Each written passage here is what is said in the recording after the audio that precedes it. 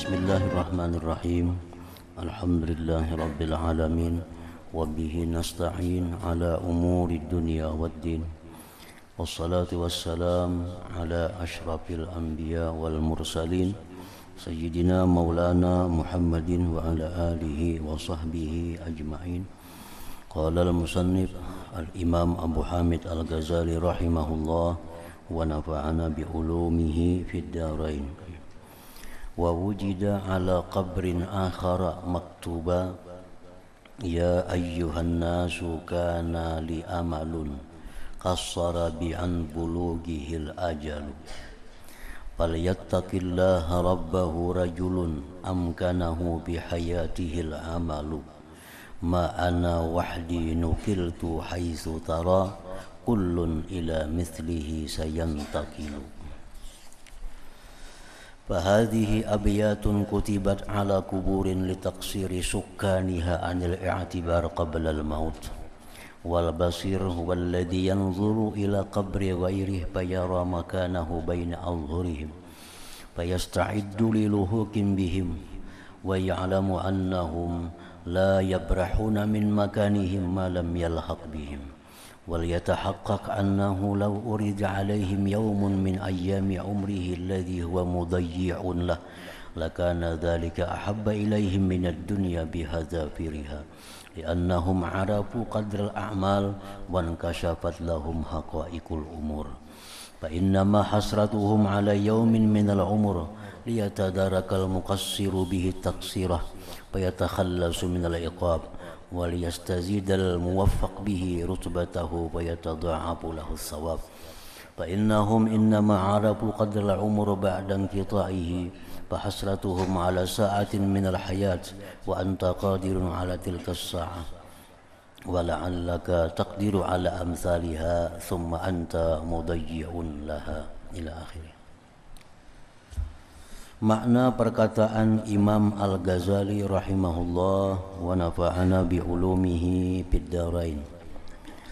Dan ditemukan di atas kuburan yang lain akan tulisan ya ayyuhan nasu kana li amalun qassara bi an bulughihil ajalu falyattaqillaha rabbahu rajulun amkanahu fi hayatihil amalu ma ana wahdi nukiltu haitsu tara kullun ila mithlihi sayantaqilu. Artinya, wahai manusia, dulu aku mempunyai cita-cita memindikkan akan aku untuk mencapainya oleh ajal. Artinya semasa hidup aku banyak mempunyai rencana-rencana, banyak mempunyai cita-cita, mempunyai angan-angan, tetapi kada kesampaian karena dipotong oleh umur, dipotong oleh ajal. Kita sudah merencanakan keadaan-keadaan yang mungkin untuk 5 tahun yang akan datang. Kita sudah merencanakan program mungkin 7-6 tahun yang akan datang. Padahal umur kita cuma tinggal 1 tahun lagi. Jadi cita-cita kita, angan-angan kita itu terhalang oleh umur. Wahai manusia, dulu aku mempunyai cita-cita memindikkan aku untuk mencapainya oleh ajal. Maka hendaklah seseorang itu bertakwa kepada Allah Tuhannya yang dimungkinkan beramal dalam hidupnya. Tidaklah aku sendirian dan dipindahkan, di mana kamu melihat setiap orang akan berpindah kepada yang sepertinya. Maka inilah bait-bait syair yang ditulis di atas kuburan-kuburan karena keteliduran para penghuninya dari mengambil i'tibar sebelum matinya. Dan orang yang mempunyai mata hati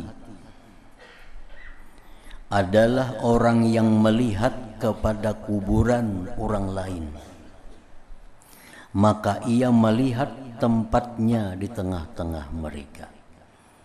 Artinya orang yang mempunyai mata hati apabila melihat kuburan, maka mereka melihat di tengah-tengah itulah nanti aku ditempatkan orang bersama dengan mereka itu.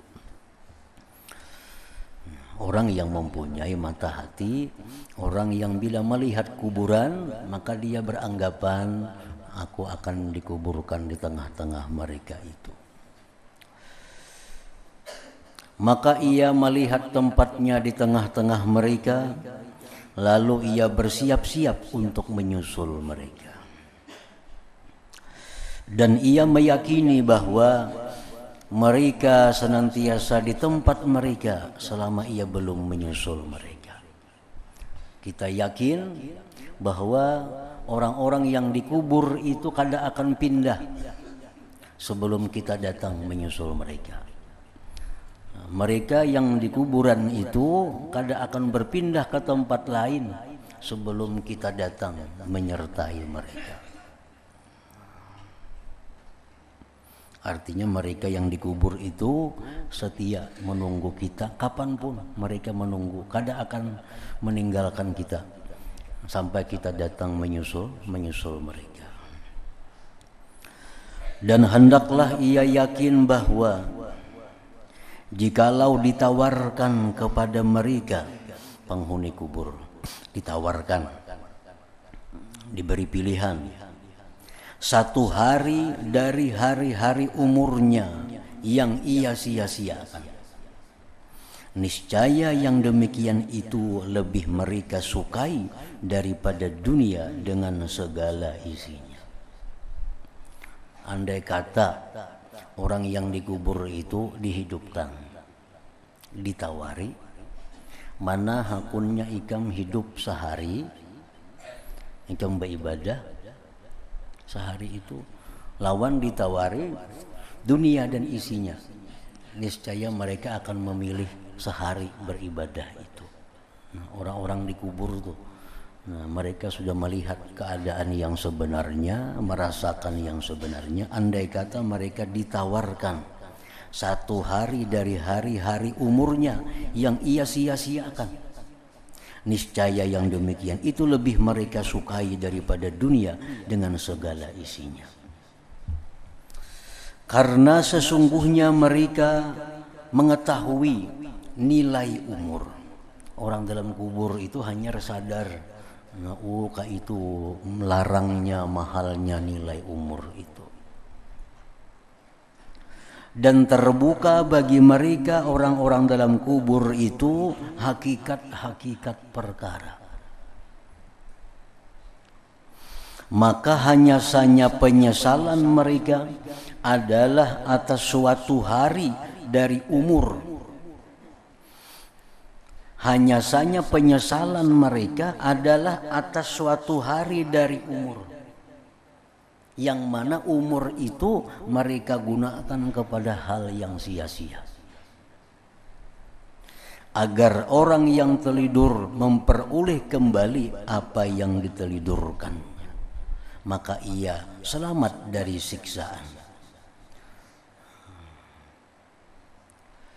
Dan hendaklah orang yang diberi taufik menambah tingkatannya, maka akan berlipat ganda pahala baginya. Ini dalam kubur ini ada orang yang sudah selamat, ada orang yang diazab, ada orang yang diazab dalam kubur. Nah, baik orang yang diazab maupun orang yang selamat, kedua-duanya itu menyesal atas banyaknya umur di dalam dunia yang kosong, yang sia-sia dari kebaikan. Orang yang diazab ya karena mereka diazab. Sedangkan orang yang selamat itu, andai kata dia gunakan dahulu umur itu dalam hal ketaatan, niscaya derajatnya lebih tinggi lagi di sisi Allah Subhanahu wa ta'ala. Jadi dalam kubur itu kada ada orang yang kada menyesal. Orang yang banyak dosa menyesal, karena banyak berbuat dosa, banyak waktu terbuang-buang sia-sia. Orang yang sudah selamat pun menyesal, karena andai kata dalam dunia dulu lebih banyak lagi beramal, tentu akan lebih nikmat lagi yang dihadapinya di dalam kubur itu. Sesungguhnya mereka hanya saja mengetahui. Sesungguhnya mereka hanya saja mengetahui nilai umur setelah terputusnya. Memang semua nikmat itu dirasakan waktu hilangnya. Waktu kita sihat, kita menganggap sihat itu biasa. Tapi sudah sakit gigi, nah hanya merasakan kayak apa sihat. Waktu belum sakit gigi kita biasa-biasa aja, sihat tuh dikira murah, dikira biasa, kada ada bernilai. Begitu kita sakit, nah hanyar sihat itu mahal harganya. Waktu kita kaya, kita belum merasakan nikmat Tuhan. Habis kaya jatuh miskin, nah hanya merasakan betapa dulu nyamannya waktu kaya itu. Nah demikian umur kita ini terbuang-buang sehari di tempat-tempat yang kada bermanfaat. Pada usah nang berdosa, nang memang kada bermanfaat aja. Umur nang kada jadi hasil pahala. Nah, kita anggap itu satu kebiasaan, kada anggap itu satu kerugian. Nah maka sesudah kita dikubur, umur sudah habis. Nah itulah penyesalan. Maka penyesalan mereka adalah atas sesaat dari kehidupan, dan kamu mampu atas saat itu. Nah, kita ini masih mampu lagi nih. Kita masih hidup, kita masih mampu untuk menggunakan umur dalam hal yang bermanfaat. Dan kamu mampu atas saat itu. Dan barangkali kamu mampu atas beberapa kali lipat saat itu. Kemudian kamu menyia-nyiakannya. Maka kukuhkanlah dirimu kepada penyesalan atas menyia-nyiakan saat itu. Ketika keluarnya perkara dari usaha. Kalau sudah dalam kubur itu sudah keluar dari usaha. Kada kau lagi. Karena kamu tidak mengambil bagianmu dari saatmu atas jalan segera. Nah, jadi sebenarnya waktu kita itu 24 jam ini sebenarnya kita gunakan untuk dalam keadaan taat kepada Allah. Kalau kita mau 24 jam ini bisa penuh dengan nilai taat. Pertama, waktu kita beribadah, sembahyang, baca Quran, nuntut ilmu, itu jelas sudah, itu bernilai pahala.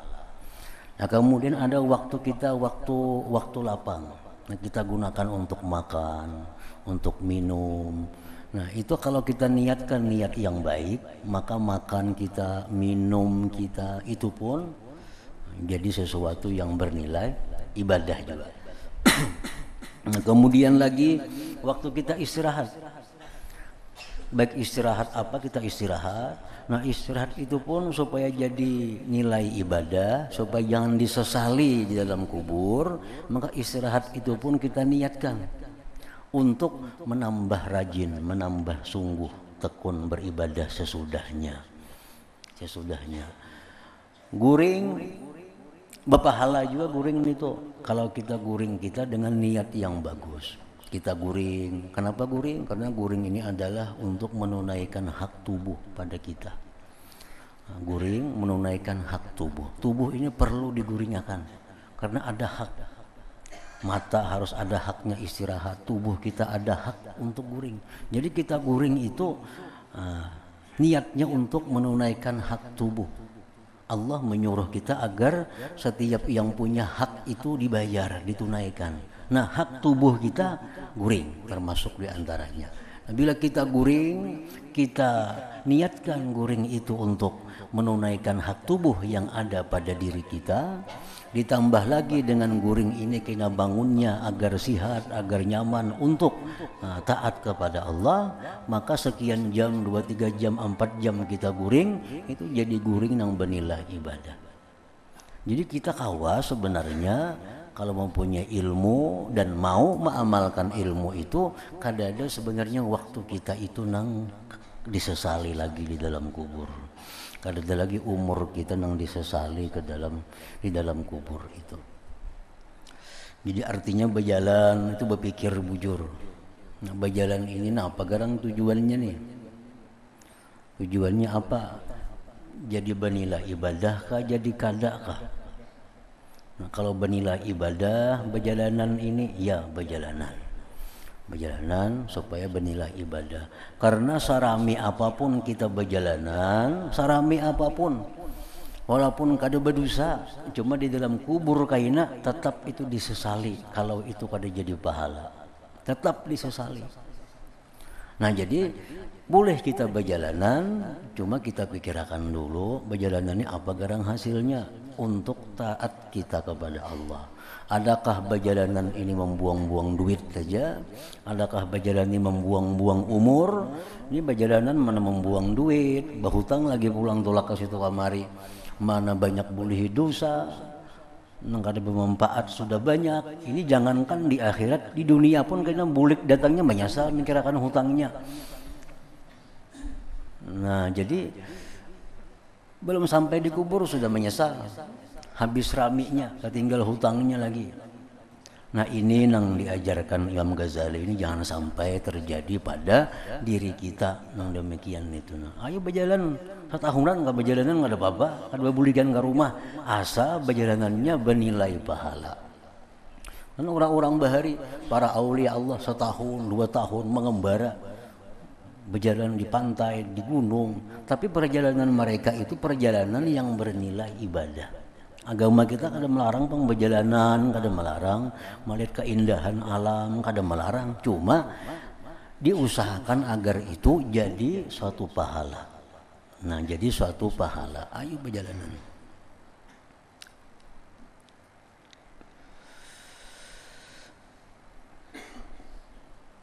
Dan barangkali kamu mampu atas beberapa kali lipat saat itu, kemudian kamu menyia-nyiakannya.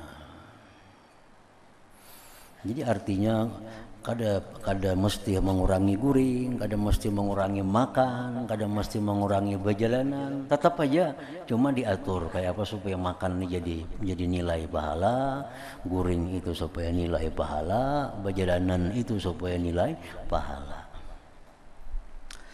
Maka kukuhkanlah dirimu kepada penyesalan atas menyia-nyiakan saat itu karena keluarnya perkara dari usaha, karena kamu tidak mengambil bagianmu dari saatmu atas jalan segera. Maka sebahagian orang-orang yang saleh berkata, saya melihat saudaraku di jalan Allah. Saudaraku di jalan Allah itu artinya orang nang badang sanak angkatan.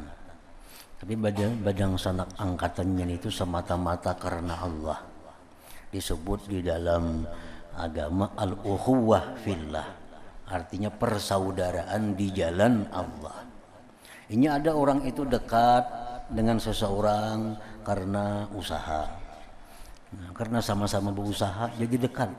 Nah ini kedekatan orang ini bilang kayak badang sanak sudah seruntung kemana-mana. Tapi ini bukan karena Allah, ada kepentingan duniawinya. Nah ini bukan termasuk ukhuwah fillah.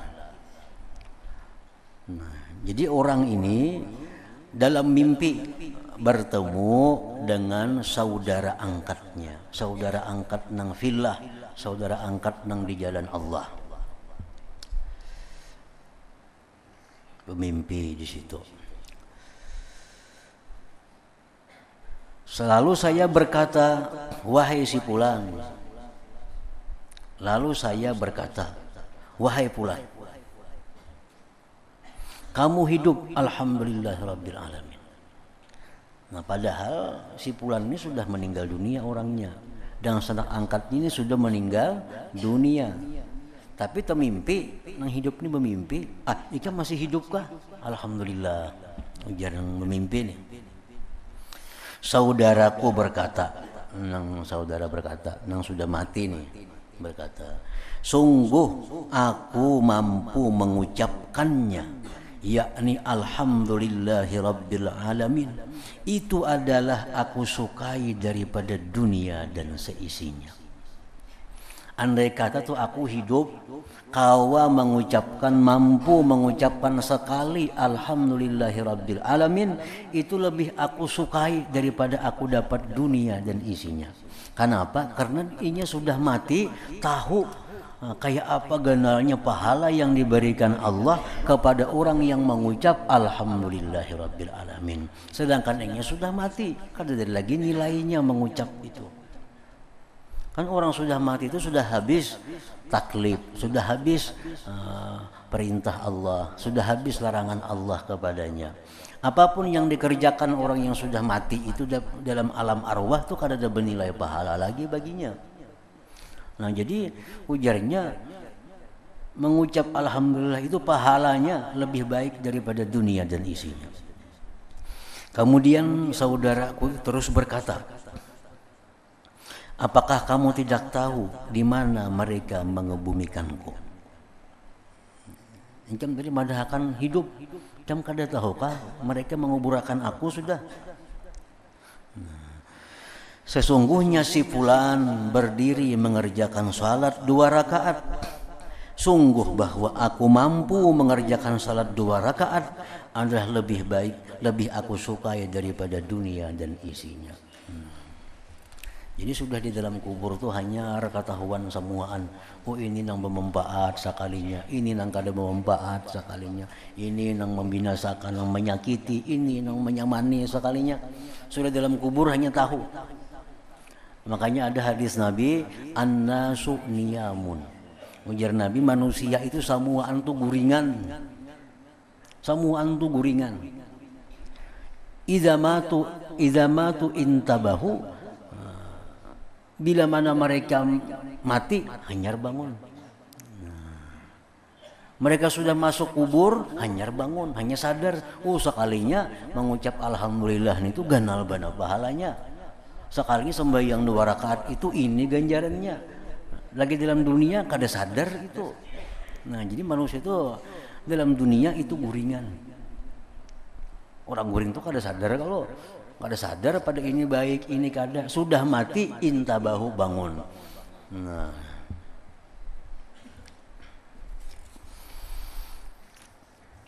penjelasan tentang perkataan-perkataan mereka ketika kematian anak.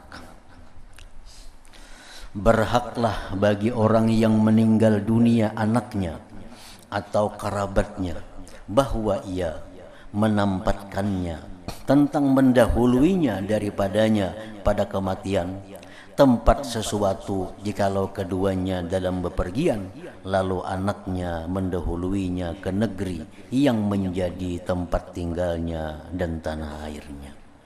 Jadi artinya manusia ini, kita semua ini adalah musafir. Musafir. Kalau ada anak kita yang mati atau kula kita yang mati, anggaplah inya bulik berdahulu ke kampungnya. Karena kita di belakang. Manusia yang hidup dalam dunia ini musafir. Kada ada aslinya kita ini, penduduknya kada ada aslinya. Samuan bulikan kena. Cuma masalah ada yang tadahulu, ada yang tadudi, itu aja. Jadi bila anak itu meninggal dunia, kerabat meninggal dunia, ujar Sidin, yakini ini itu berdahulu bulik ke kampung. Karena kita menyusul.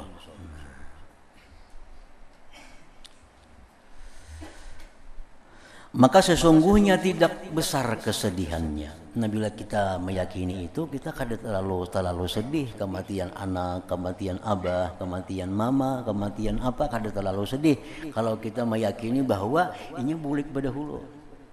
Nah, kita misal saperanakan tulak ke Banjarmasin. Buliknya bedahulu saekong di antara kula kita. Nah, ada jadi masalahnya bulik bedahulu. Kita bakal bulik juga mungkin isuk atau isuknya itu ban aja. Artinya bakal bertemuan aja kayaknya tuh, kada bakal hilang ada. Bakal bertemuan. Maka sesungguhnya tidak besar kesedihannya karena ia tahu bahwa ia akan menyusulnya di waktu dekat. Dan tidak ada di antara keduanya selain terdahulu dan terkemudian. Itu aja masalahnya, ada yang terdahulu, ada yang terdahulu bulik, pasti bertemuan kena. Maka begitu pula kematian.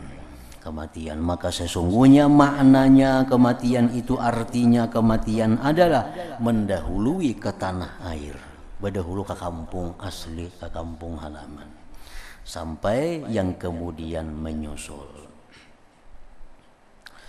Apabila ia meyakini ini, maka sedikitlah keluh kesahnya dan kesedihannya. Lebih-lebih telah disebutkan tentang kematian anak daripada pahala yang dapat menghibur setiap orang yang terkena musibah dengannya. Jadi semakin ringan kesedihan. Satu, meyakini ini berdahulu bulik. Kayaknya bertamuan aja kada apa-apa. Nah, itu mengurangi sedih juga. Yang kedua ditambah lagi dihibur oleh Allah melalui hadis Nabi, pahala-pahala yang besar bagi orang yang sabar menghadapi kematian anaknya. Rasulullah sallallahu alaihi wasallam bersabda, la an uqaddima siktan ahabbu ilayya min an ukhallifa mi'ata farisin kulluhum yuqatilu fi sabilillah. Artinya sungguh aku mendahulukan anak yang keguguran, anak yang masih halus maksudnya. Itu lebih aku sukai daripada meninggalkan 100 orang anak penunggang kuda yang semuanya berperang di jalan Allah. Kita nih bisi anak halus meninggal dunia.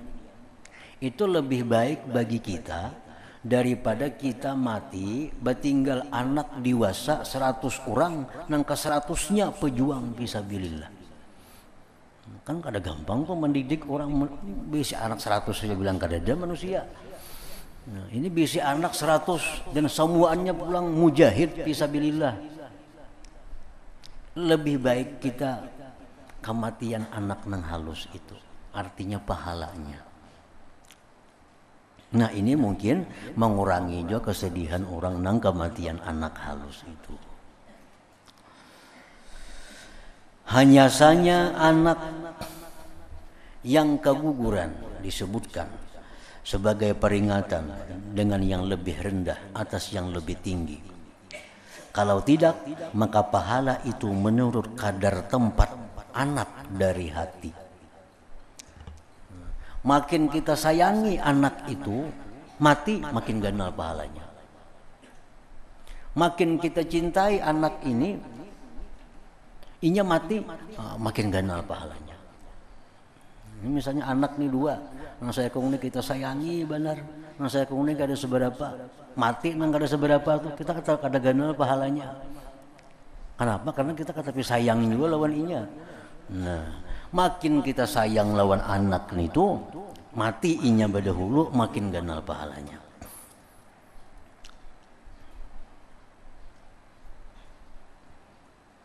Anak tuh imbah lahir mati, itu siktan tadi, imbah lahir mati. Itu sudah pahalanya lebih disukai Nabi daripada meninggal anak 100 nang pejuang fisabilillah. Padahal anak nang begitu lahir tuh mati itu masih kurang kita sayangnya. Karena belum rame lagi. Ketimbang anak nang sudah umur 2 tahun, 3 tahun, nang bisa bauko, bisa bagaya, mah rame bener itu. Bisa mengiau abah, bisa mengiau mama, mati ini tuh. Nah, itu pahalanya lebih ganal lagi daripada bertinggal orang mujahid 100 orang tadi.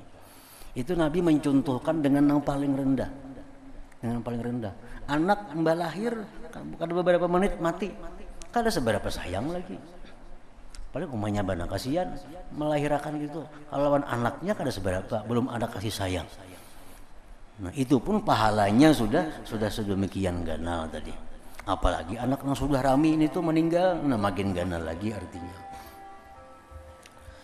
Zaid bin Aslam berkata, putra Nabi Daud alaihi salam meninggal dunia. Maka beliau sangat bersedih. Lalu ditanyakan kepada beliau, apa ada bandingannya di sisimu?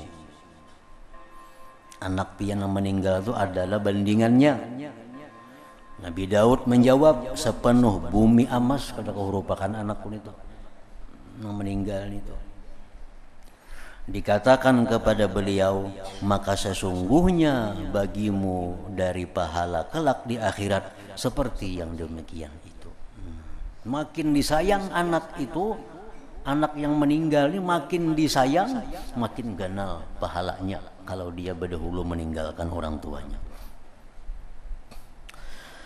Rasulullah sallallahu alaihi wasallam bersabda, la yamutu li ahadin minal muslimin thalathatun minal walad fayahtasibuhum illa kanu lahu junnatan minan nar. Artinya Rasulullah bersabda, tidaklah meninggal dunia 3 orang anak seseorang dari kaum muslimin, lalu ia mengharap pahala dengan kematian mereka, melainkan anak-anak itu menjadi perisai dinding baginya dari neraka. Begitu malaikat azab nak membawa ke neraka nih abahnya, anak-anak itu mendinding menjadi perisai. Jangan bawa abahku ke neraka, karena abah sabar waktu kami meninggal dunia. Dia suka kanakan nih. Cuma bertiga maka anaknya. Nang mati ini 3 ikung maka.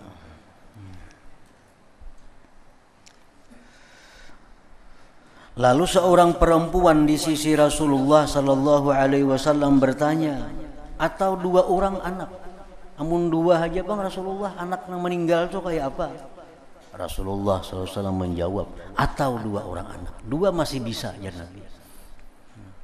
2 masih bisa. Artinya 2 orang anak yang meninggal dunia, kita sabar, kita mengharapkan pahala dengannya itu, maka itu menjadi junnah, menjadi dinding daripada api neraka. Dan hendaklah orang tua itu mengikhlaskan doa untuk anaknya ketika meninggal dunia. Karena itu adalah doa yang lebih diharapkan dan lebih dekat kepada dikabulkan. Doa orang tua terhadap anaknya itu lebih dekat kepada dikabulkan. Muhammad bin Sulaiman berdiri di atas kuburan anaknya.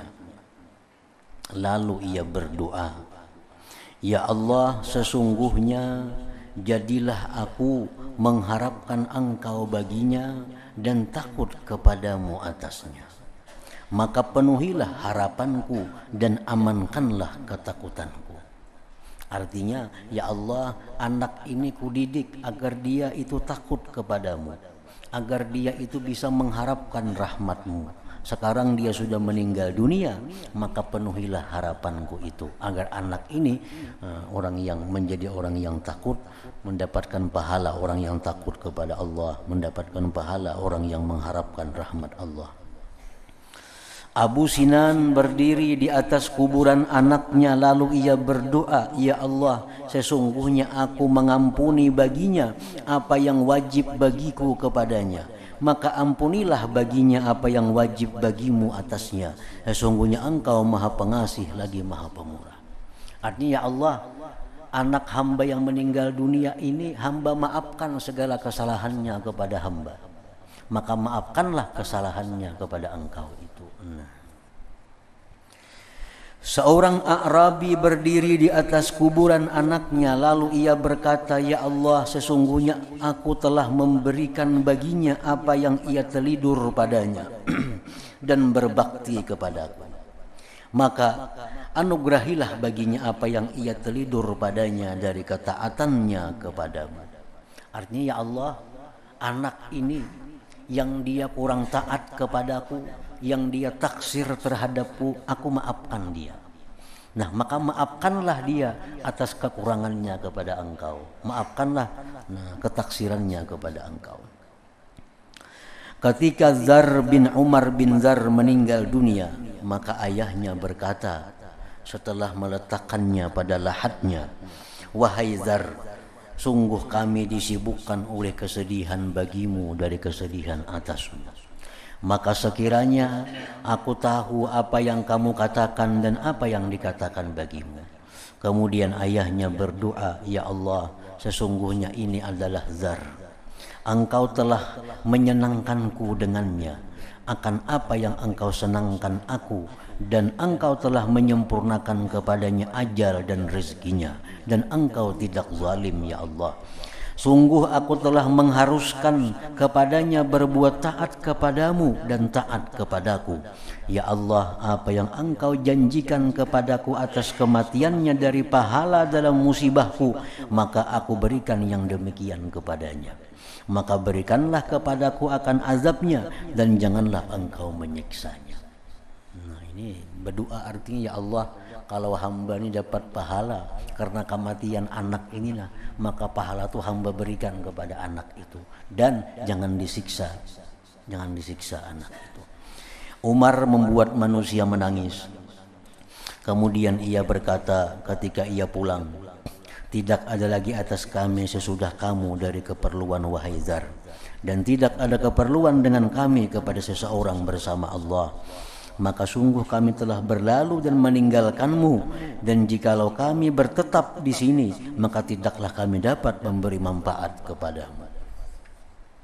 Jadi intinya bahwa orang tua yang ditinggalkan anaknya itu disuruh, bersangatan disuruh mendoakan agar anak ini diampuni oleh Allah, agar anak ini dimasukkan Allah ke dalam surga. Itu lebih utama daripada doa-doa orang lain, karena doa ayah untuk anaknya itu lebih dekat dikabulkan oleh Allah Subhanahu wa ta'ala.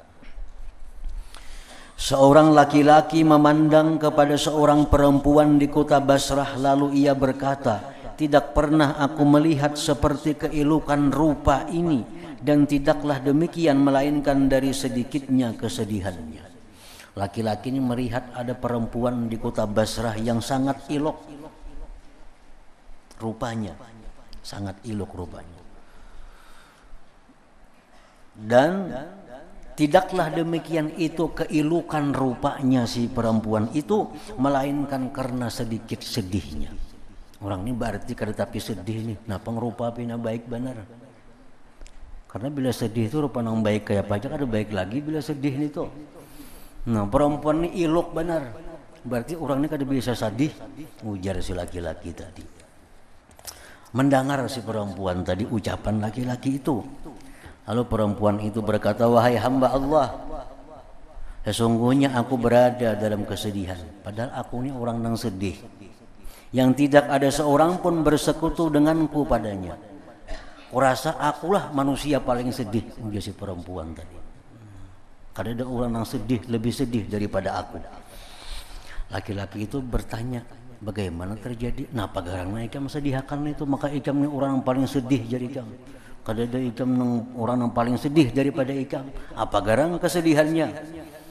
Nah perempuan itu menjawab, "Sesungguhnya suamiku menyembelih kambing pada hari raya kurban, dan aku mempunyai 2 anak kecil yang manis, yang keduanya sedang bermain-main. Maka anak yang besar dari keduanya berkata kepada anak yang lain yang kecil, 'Apakah kamu ingin aku memperlihatkan bagaimana ayahku menyembelih kambing?' Kamu akun lading melihat kayak apa abah tadi nyembelih kambing itu." Anak yang lain menjawab, "Ya, kayak apa abah tadi menyembelih kambing?" Lalu anak yang terbesar itu mengangkat dan menyembelihnya. Soalnya ading seorang ini sembelih, nah kayaknya abah nyembelih kambing tadi, nah sembelihnya adingnya. "Dan kami tidak mengetahui," jadi si perempuan tadi, "kami di rumah ada tahu, dan kami tidak mengetahui dengannya, melainkan ia berlumuran pada darahnya." Maka ketika keras teriakan, maka anak itu lari